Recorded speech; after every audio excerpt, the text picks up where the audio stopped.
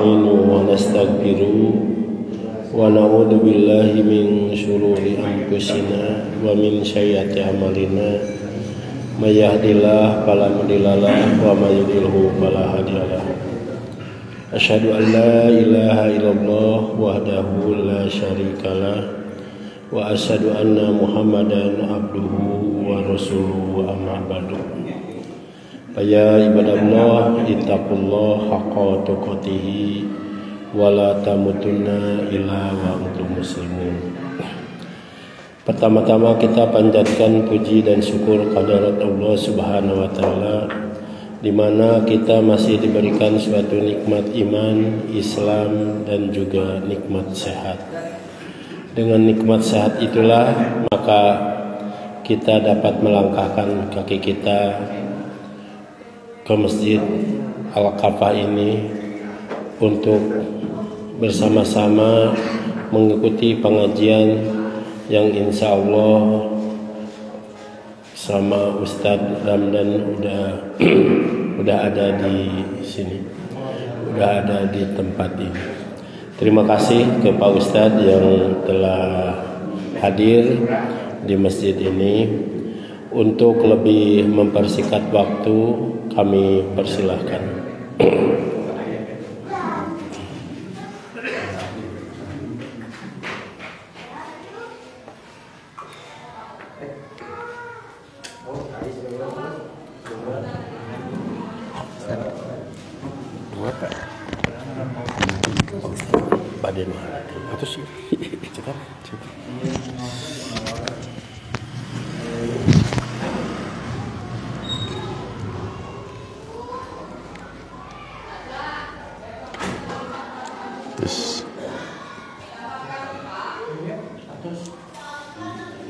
Innal hamdalillah nahmaduhu wa nasta'inuhu may yahdihillahu fala mudhillalah wa may yudlilhu fala hadiyalah wa asyhadu an la ilaha illallah wahdahu la syarikalah wa anna Muhammadan abduhu wa rasuluhu amma ba'du. Pertama-tama ucapan terima kasih kepada pembawa acara yang telah menyilakan kepada saya untuk sama-sama kita mentadabburi wahyu Allah Subhanahu wa taala yang ada di dalam Al-Qur'an dan Sunnah, yang memang sumber agama, sumber syariat hanya dua, yaitu Al-Quran dan Sunnah Rasulullah SAW. Adapun Al-Quran dan Sunnah yang kita jadikan objek tadarus pada malam Kamis kedua per 2 bulan adalah apa yang dikumpulkan oleh guru kita, Allah yarham, Al-Ustadz Kiai Haji Aceng Jakaria, pada buku yang beliau beri judul Al-Hidayah fi Masaila Fikhiyatin Muta'aridatin, tentang masalah-masalah fikih yang ta'arud, yang kontradiktif. Dan kalau tidak salah, judul yang sedang kita kaji adalah masih tentang perintah dari Allah dan Rasulullah SAW untuk berhati-hati, untuk waspada dari tambahan dalam agama, baik berkaitan dengan akidah kita atau berkaitan dengan ibadah kita, yang disebut dalam hadis Rasulullah SAW bid'ah. Kalau banyak bid'ah. Kalau tidak salah kita baru nomor 2. Sekarang masuk ke nomor 3. Imam Ibnu Abi Asim meriwayatkan dalam kitab As-Sunnah. Ini ada pada nomor 7 dalam kitab As-Sunnah karya Ibnu Abi Asim. Di cetakan lain hadis ini ada pada nomor 6. Jadi ada perbedaan cetakan. Ada yang memberi nomor hadis ini nomor 6 di kitab As-Sunnah, ada juga yang memberi nomor 7. An Abi Bakrin, diterima dari Abu Bakar As-Siddiq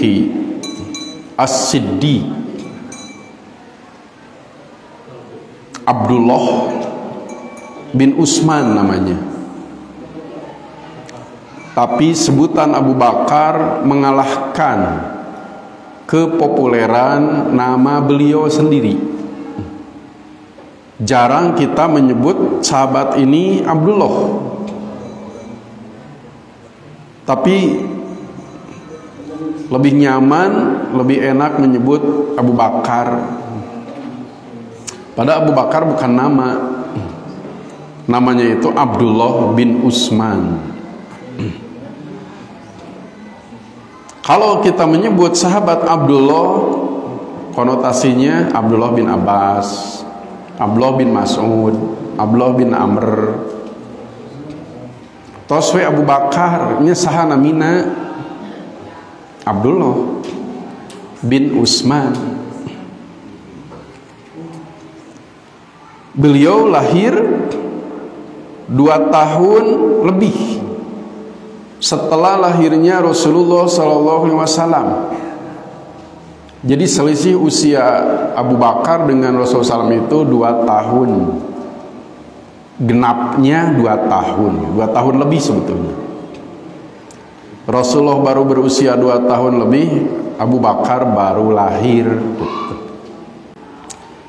Makanya ketika Rasulullah SAW wafat tahun 11, Abu Bakar diperkirakan berusia 61. Rasulullah kan 63. Tahun 13, 2 tahun setelah Rasulullah SAW wafat, wafatlah Abu Bakar pada usia 63. Sama dengan usia Rasulullah. Berarti kita mudah mencek usia beliau.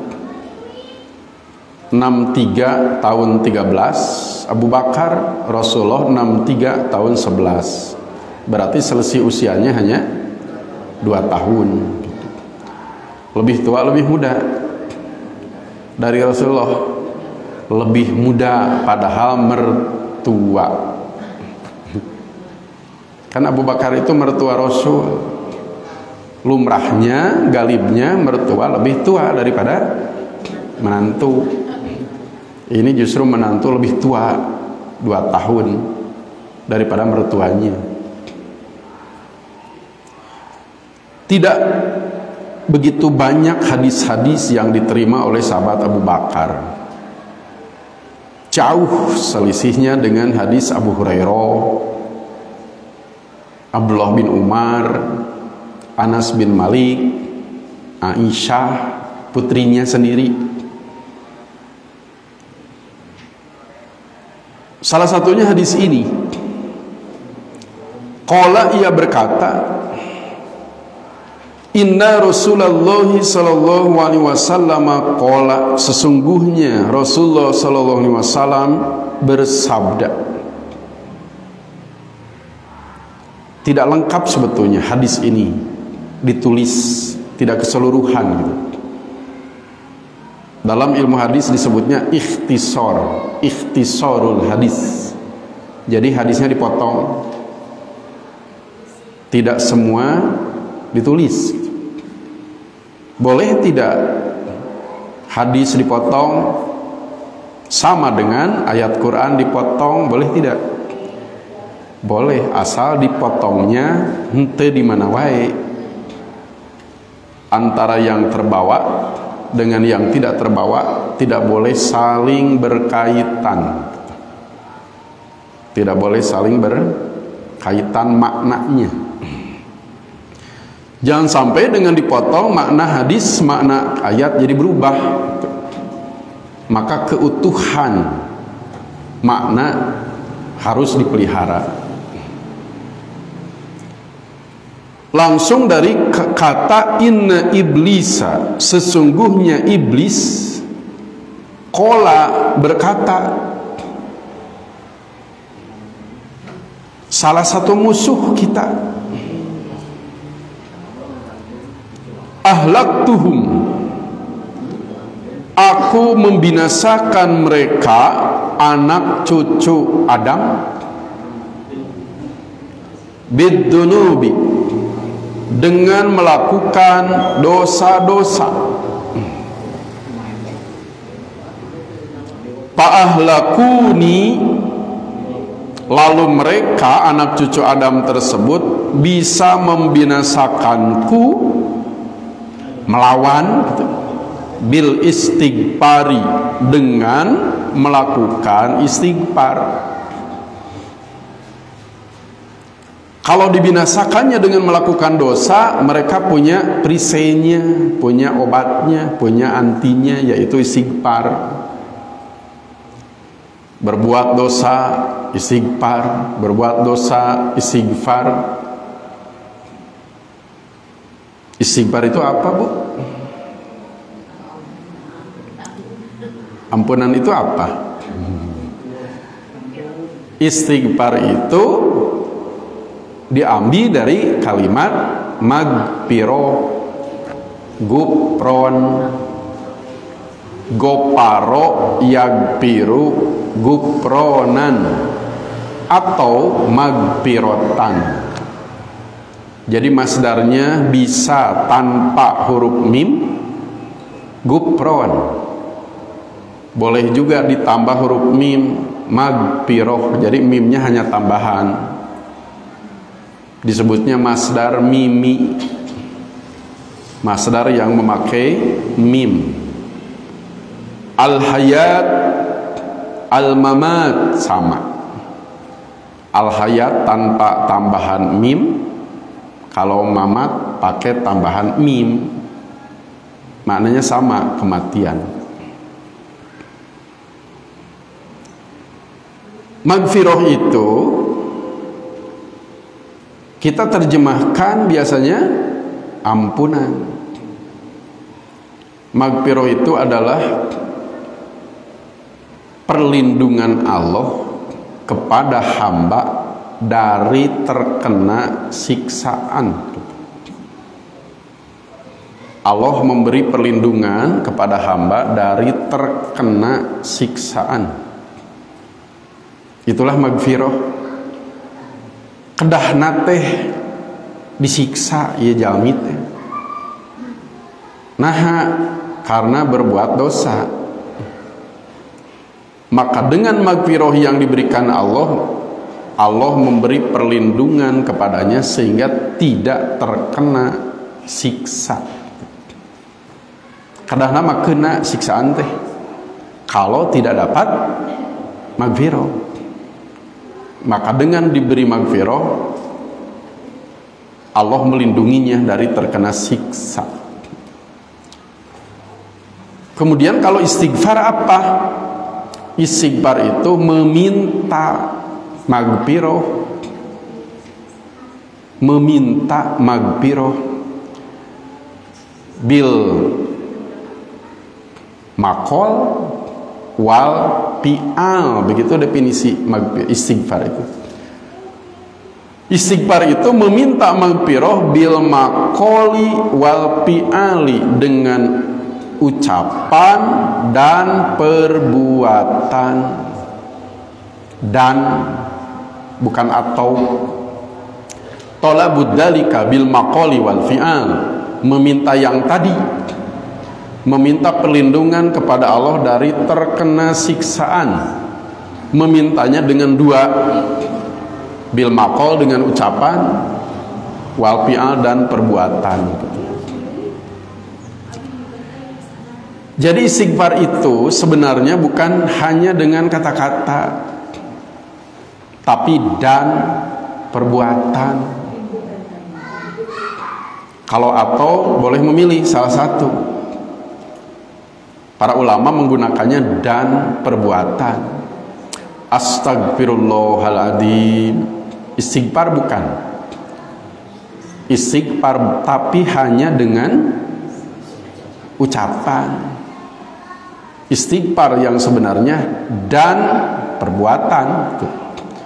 Dosa yang dilakukannya dihentikan, ditinggalkan. Itu istighfar dengan perbuatan. Makanya para ulama mengatakan kalau istighfar hanya dengan kata-kata, fi'lul kadzabin, dusta. Astagfirullahaladzim 100 kali, 1000 kali, tapi dosa tidak berhenti. Kadzab kata para ulama, dusta. Istighfar seperti itu harus diistighfari. Kedah diistighfaran. Istighfar yang harus diistighfaran. Kalau hanya dengan kata-kata tidak didukung dengan perbuatan. Jadi ternyata istighfar tidak semudah yang kita pahami. Kalau kita keluar dari jamban, doanya apa, Bu? Keluar dari jamban, gupronaka minta apa? Minta ampunan, istighfar dengan kata-kata. Setelah selesai sholat wajib, salam ke kanan ke kiri, istighfar. Padahal selesai sholat, padahal habis dari jamban, tapi istighfar. Kita tidak menemukan apa alasannya setelah sholat lalu kita disyariatkan untuk istighfar. Bagaimana kalau habis maksiat? Kada istighfar henteu. Tos sholat istighfar, masa sudah maksiat? Tidak. Aduh, astagfirullahaladzim namanya tos nyopet. Itu lebih layak. Sudah sholat saja istighfar sampai salasan 3 kali. Kalau terkait keluar dari jamban itu istighfar, para ulama menelusuri kenapa? Karena barusan kita mendapatkan nikmat yang tidak terhingga. Ada nikmat, ada syukur. Nikmatnya diterima, syukurnya tidak berimbang. Makanya yang patut diucapkan adalah gupro nuka nika, nunnya di domah di kasroh, gupro naka di fathah. Kenapa di fathah ya? Tiba-tiba di fathah itu tidak lumrah. Biasanya di domah. Ya mau ujuk-ujuk di fathah. Gupro naka. Ternyata ada kalimat yang dibuang sebelumnya. Kalau disebutkan yang dibuang tersebut as'alu atau atlubu, hamba memohon, hamba meminta. Meminta apa? Gupronaka. Jadi objek berarti, jadi maf'ul bih. Hamba memohon ampunanmu. Pelan keras menyebut gupronakanya. Tarik laun. yang kita amalkan pelan keras. Perlu pengeras seperti ini tidak? Gupronaka tidak. Berarti Allah jauh dekat ketika kita mengucapkan itu. Gupronaka, hamba memohon ampunanmu. Jadi lawan bicara. Sama dengan ketika kita mau tidur, bismillah bismika. bismika, dengan menyebut namamu. Keras pelan, kadangun mual ku Allah, kadangun pelan, lalu menggunakan kata ganti lawan bicara bismika, dengan menyebut namamu bari laun. Kalau bismillah bisa jauh, kata ganti orang ketiga kalau bismillah. Kalau bismika sama dengan gopro naka, kata ganti orang kedua. Lawan bicara, kalau lawan bicara kita biasanya jauh dekat. Lawan bicara ka, engkau, kamu, anjeun, dan pelan berarti dekat, seolah hadir dengan jarak yang dekat. Gopronaka. Kata iblis ini kalau bukan Rasul yang menerangkan, kita susah percaya.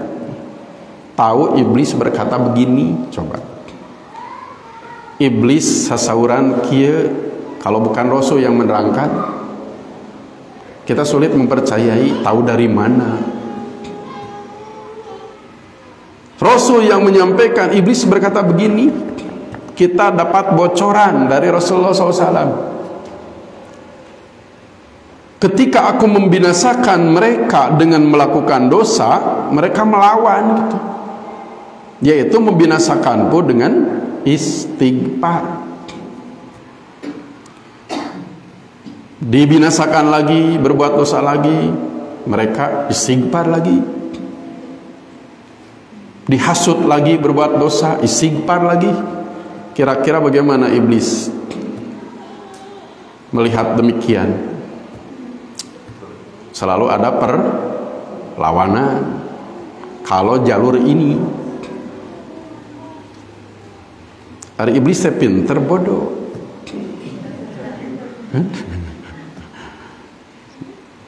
Pinter orang, pinter iblis.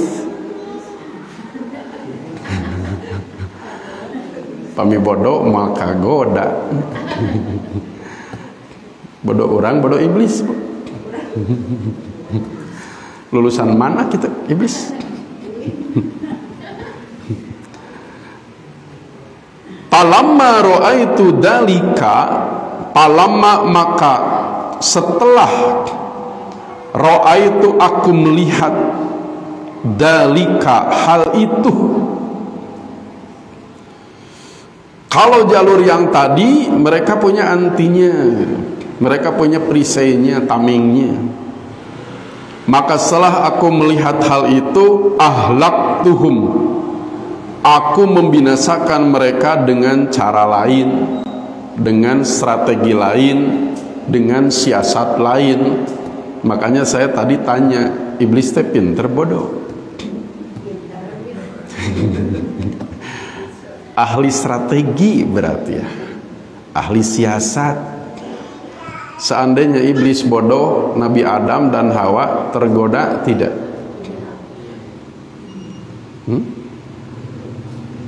Yang menipu dengan yang ditipu biasanya pinter saha. Nu nipu, nu katipu. Kalau menipu berarti bodoh. Maka yang ditipu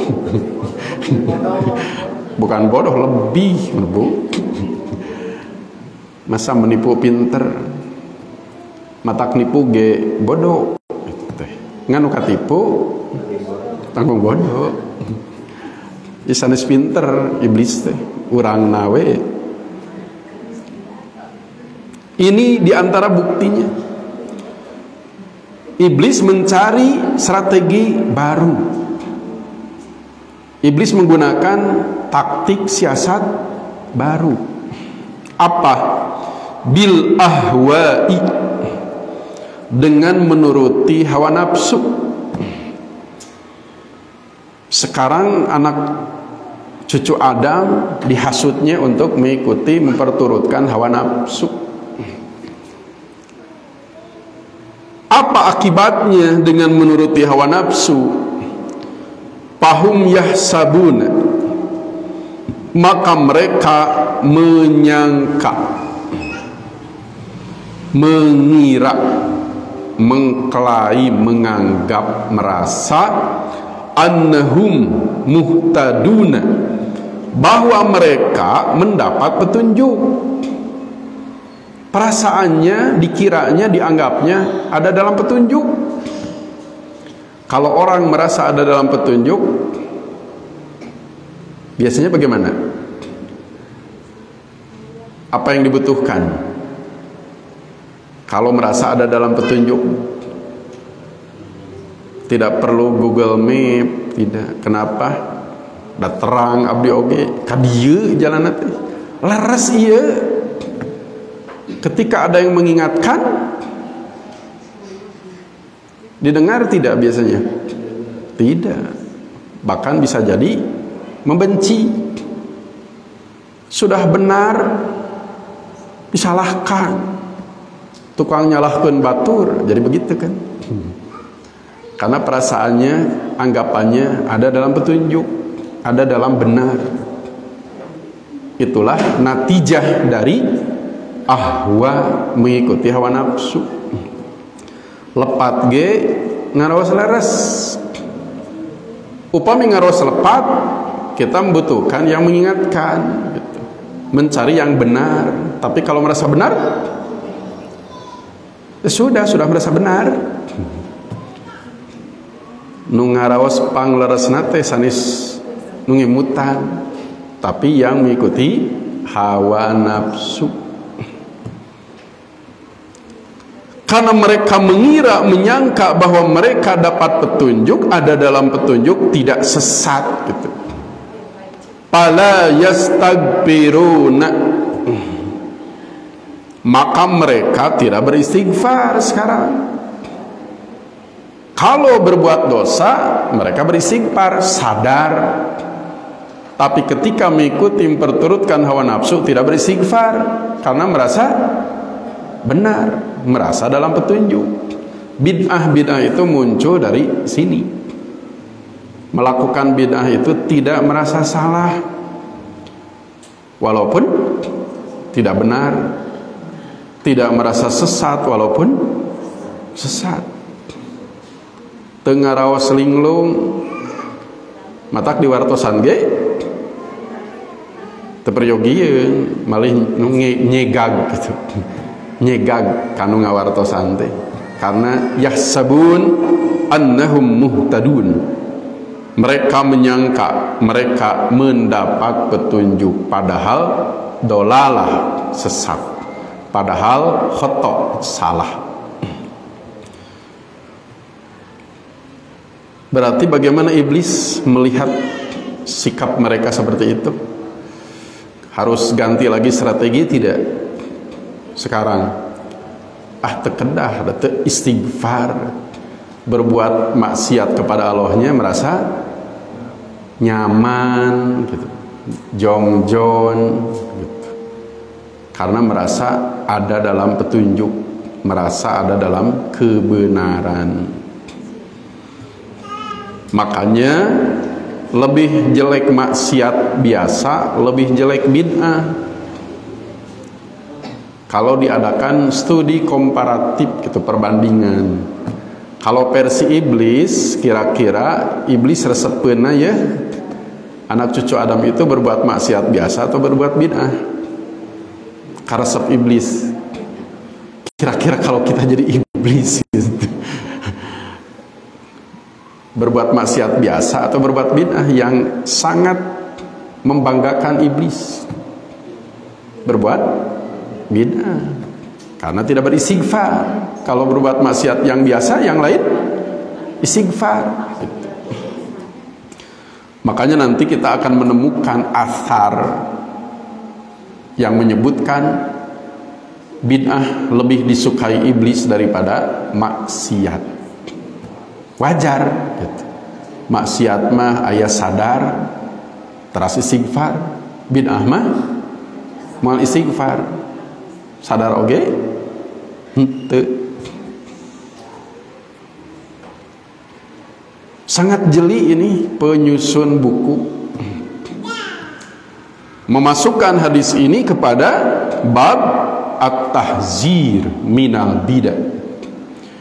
Kalau berbuat dosa harus kita waspadai, maka berbuat bidah harus lebih diwaspadai. Seperti penyakit badan dengan penyakit hati. Kalau kita berpenyakit badan, merasakan tidak sakitnya? Merasakan demam, mencret bisa jadi. Tidak bisa jalan, tidak bisa tidur dan lain-lain. Tapi kalau penyakit hati, kita punya hasad kronis umpamanya, bisa tiasa angkat-angkatan, kan? Punten teu tiasa ka mana, hasadna nuju kambuh. Benten kesadaran kita sakit tidak terasa kalau penyakit hati. Punten teu tiasa ka mana ieu bakhil abdi ya nuju kambuh. Bakhil nuju kambuh. Insyaallah enjing pageto manawi bakhilna rerep. Penyakit hati jarang sadar, apalagi berobat gitu. Tidak diprogramkan oleh bidgar sosial. Bidgar sosial orang ngalayan yuk. Ikhwan kita sedang hasad, stadium 4 lagi. Dilayad kantos programkeun ngalayad nu teu damang hate. Assalamualaikum, waalaikumsalam. Kumaha hasad teh? Tos damang. Tos sabaraha lami ieu teh? Gaduh hasad teh. Tos lalanong ka mana wae. Bingaheun moal. Ditaros kitu. Bahil teh tos sakinten aya mah. Kalau penyakit badan ditanya seperti itu, gembira, terasa punya ikhwan gitu. Tapi kalau penyakit hati, jangankan berobat, sadarnya pun susah sadar. Asa sehat gitu. Teka klinik, teka puskesmas, da asa sehat. Tapi kalau penyakit badan, terasa sakitnya kita. Itulah bedanya berbuat dosa lain dengan berbuat bid'ah. Berbuat dosa lain ada peluang sadar, istighfar. Tapi kalau berbuat bid'ah tidak akan istighfar. Merasa salah pun tidak. Rawahu Ibnu Abi Asimin, diriwayatkan oleh Imam Ibnu Abi Asim dalam kitab As-Sunnah judulnya, halaman 11 nomor 7. Sebenarnya secara periwayatan hadis ini sangat lemah sebenarnya, tapi maknanya tercover oleh hadis kedua. Hadis pertama juga secara makna. Walaupun hadis ketiga ini dhaif, tapi jeleknya bid'ah tetap tidak hilang. Sebab ada rawi bernama Abdul Ghafur Abu Sobah Al-Ansori Al-Wasiti. Al-Bukhari memberi komentar terhadap rawi ini, tarokuhu. Imam Bukhari itu komentarnya halus, tarokuhu. Imam Ibnu Hibban memberi nilai terhadap rawi tadi, kana mimman yado'ul hadisa. Abdul Ghafur itu termasuk yang suka membuat hadis palsu. Dhaif tidak, sangat dhaif secara periwayatan, sampai jarah disebutnya dari Ibnu Hibban, kana mimman yadoul hadis. Abdul Ghafur termasuk rawi yang suka membuat hadis palsu. Bahkan bukan hanya seorang rawi yang lemah pada hadis ini, ada juga rawi lain bernama Utsman bin Mator, rawi yang diklaim doif gitu. Tapi kedoifannya di bawah Abdul Ghafur. Jangankan ada dua yang doif, ada satu yang doif pun doif hadisnya. Ini ada dua yang doifnya. Tapi doif juga bukan semakna dengan yang sahih yang kemarin gitu. Sesuai judul yang ditulis oleh Al-Ustaz Kiai Haji Aceng Zakaria, bid'ah itu sesuatu yang harus ditahdir, diperingatkan, diwaspadai, berhati-hati.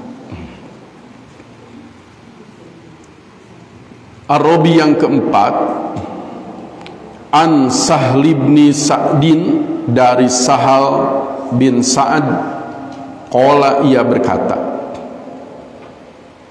qala an-nabiyyu, bersabda Nabi sallallahu alaihi wasallam, ini sungguhnya aku, parotukum, akan menjemput kalian. Aku akan menjemput kalian alal haudi, di haud, telaga. Al haud itu telaga. Apa yang sama sebutannya, hakikatnya belum tentu sama.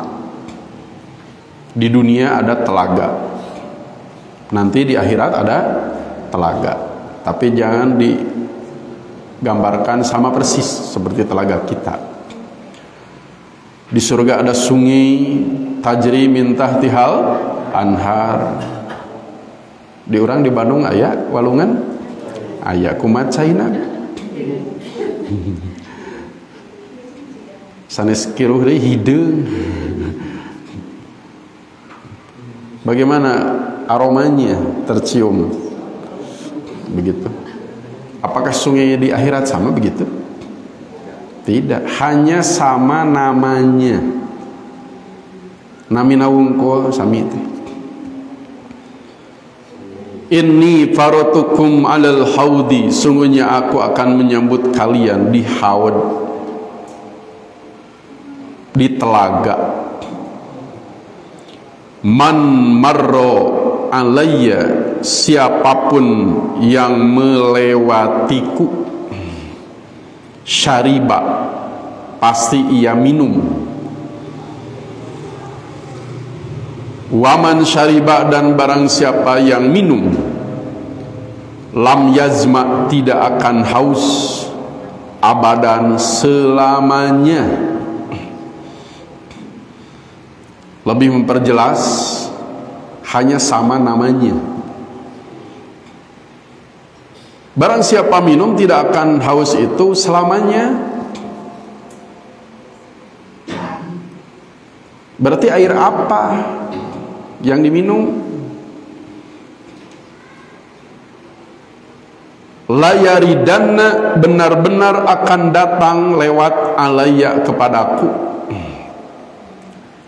aqwamun, kaum, berarti banyak jumlahnya, bukan seorang dua orang, tapi aqwamun, jama dari kaum.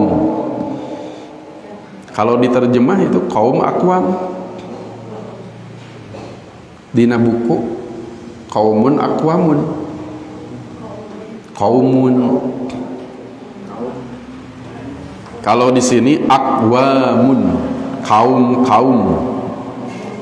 Saya cek dalam Sahih Bukhari, aqwamun jamak. A'rifuhum, yang aku mengenal mereka. wa ya'rifunani, dan mereka pun mengenalku. Mereka kepadaku kenal, aku pun kepada mereka kenal. Itu umat Rasul, umatku. Summa, kemudian yuhalu, dihalangi, baini wa bainahum, antara aku dengan mereka. Ada tabir, ada penghalang. Mereka itu umatku, tapi kenapa ada penghalang antara aku dengan mereka? Fa'aqulu, lalu aku berkata, innahum minni, sesungguhnya kaum-kaum tersebut adalah minni,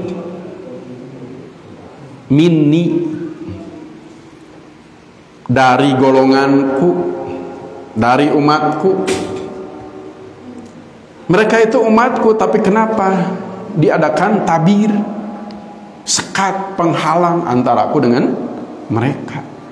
Pasti ada apa-apa dengan umatku ini. Payuqalu, lalu dikatakan, nah inilah jawabannya kenapa diadakan tabir, diadakan penghalang antara Rasul dengan umat yang ini. Innaka, sungguhnya engkau Muhammad, la tadri, tidak tahu, ma ahdasu, apa yang mereka buat, yang mereka adakan, yang mereka ciptakan, yang mereka tambahkan, yang mereka rekayasa, ba'daka, sepeninggalmu. Setelah engkau tiada, setelah engkau wafat, mereka membuat yang baru di dalam agama, di dalam Islam. Ada akidah, ada ibadah, ada cara ibadah baru yang mereka buat, yang mereka ciptakan. Kapan? Ba'daka, sepeninggalmu. Makanya kata pernyataan ini, innaka la tadri, engkau tidak tahu, mau terang anjeun mah ngadamelan bid'ahna ge anjeun tos pupus. Inilah yang menjadi sebab yuhalu baini wa bainahum, diadakan tabir, diadakan penghalang antara Rasul dengan umat yang membuat bid'ah-bid'ah ini. Mudah-mudahan hadis ini terbaca oleh seluruh umat Rasul salam. Kasihan, bilih, karandapan, kieu. Kita mengingatkan itu, dorongannya adalah sayang, kasihan. Setelah mendengar pernyataan tersebut, fa'aqulu, maka aku katakan, suhkon, suhkon, 2 kali. Suhkon kedua disebutnya taukid, labdi, penguat. Seperti as-salatu khairum minan naum, adan awal. Kalau 1 kali jangan-jangan belum pada bangun, makanya 2 kali. Alhamdulillah kalau sudah 2 kali. Kalau sudah 2 kali belum bangun juga, udah 3 kali wae gitu. Sudah pakai taukid gitu, penguat. Yang kedua, penguat yang pertama. Suhkon, suhkon, suhkon itu sama dengan bu'dan. Ba'uda yab'udu bu'dan. Menjauh, menjauh. Disuruh menjauh, coba. Bisa dirasakan kalau kita jadi mereka. Disuruh menjauh oleh Rasul, diusir, menjauh, menjauh. Liman, bagi orang goyyaro, yang merubah agama, ba'di, sepeninggalku. Rasul bukan gembira, bukan bahagia, Di antara umat beliau ada yang menciptakan bid'ah. Kecewa Rasul itu. Suhqan liman ghayyara ba'di. Menjauh kepada siapapun yang merubah agama sepeninggalku. Makanya bid'ah ini sesuatu yang mestinya kita tahdir, bersikap hati-hati, waspada, perlu diperingatkan. Hadis ini riwayat Al-Bukhari, tidak perlu diteliti rawi-rawinya, riwayat Bukhari. Dalam judul Kitabur Riqaq dan dalam judul Kitab Haud fil Haud, bab fil Haud gitu. Kitab Riqaq bab fil Haud. Dalam judul Kitab Riqaq ada beberapa bab, salah satunya bab tentang Haud Nabi, telaga Nabi.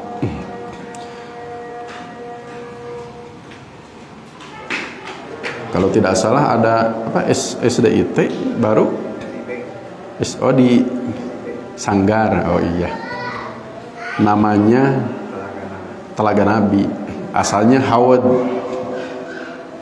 Bilih bahasa Arab mah sesah dan mengucapkan, diterjemahkan jadi Telaga Nabi.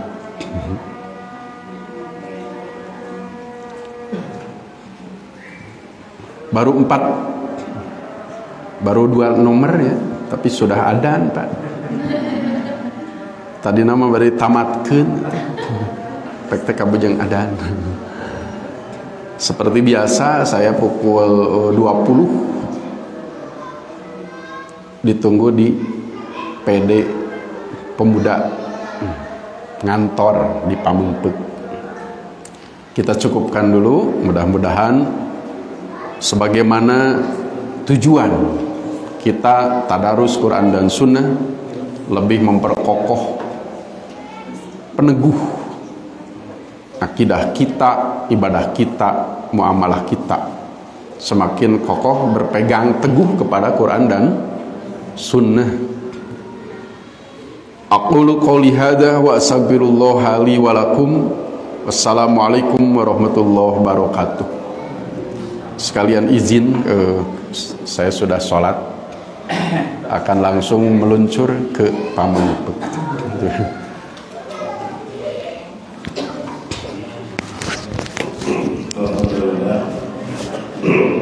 Terima kasih Pak Ustaz yang telah menyampaikan.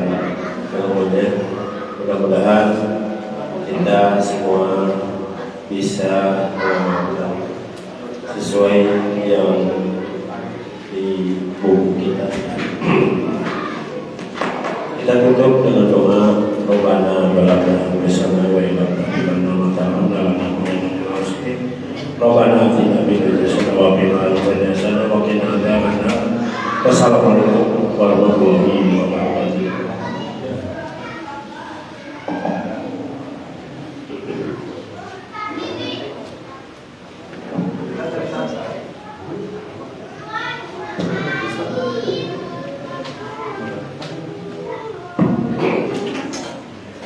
Allahu Akbar, Allah